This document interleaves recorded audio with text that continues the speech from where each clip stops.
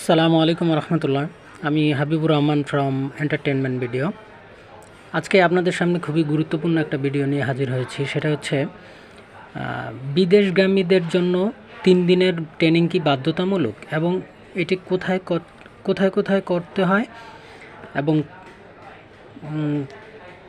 সেটি জানাবো আজকে আপনাদেরকে এই ভিডিওতে। তো আপনি যদি আমার চ্যানেলে নতুন হয়ে থাকেন অবশ্যই চ্যানেলটি সাবস্ক্রাইব করবেন এবং ভিডিওটি শেষ পর্যন্ত দেখবেন। আজকে আমি চলে আসছি Bangladesh Korean technical training centre, যেটা কল্যাণপুরে আপনার দারুসালাম রোডে অবস্থিত ঢাকাতে। তো সেটাতে আমার গ্রামের বাড়ি চাঁদপুর। আমি 3 দিনের ট্রেনিং করার জন্য আজকে টেকনিক্যাল আসলাম বাংলাদেশ কোরিয়ান টেকনিক্যাল ট্রেনিং সেন্টারে, যেটার সম্পর্কে আমার আগে ধারণা ছিল না। আমি ভাবতাম যে আমার হয়তো নিজের জেলায় ট্রেনিং করতে হবে। সেটা এখানে আসার পরে আমার ক্লিয়ার হয়েছে আসলে।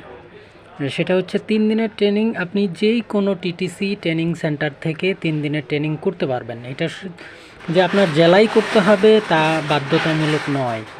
আপনার নিকটস্থ যে কোনো টিটিসি থেকে আপনি সেটা করতে পারবেন। সেটার জন্য আপনাকে অনলাইনে আবেদন করতে হবে।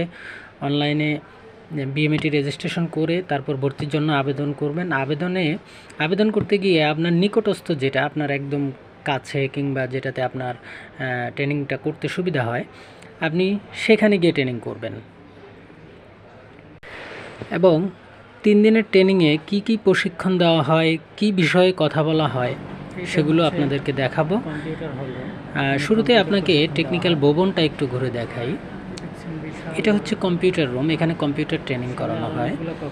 এখানে আপনার 3 মাসের কোর্স, যেটাতে আপনি ভর্তি হলে 3 মাস ট্রেনিং শেষে আপনি সার্টিফিকেট পাবেন এবং কি আপনাকে ভাতা দেওয়া হবে।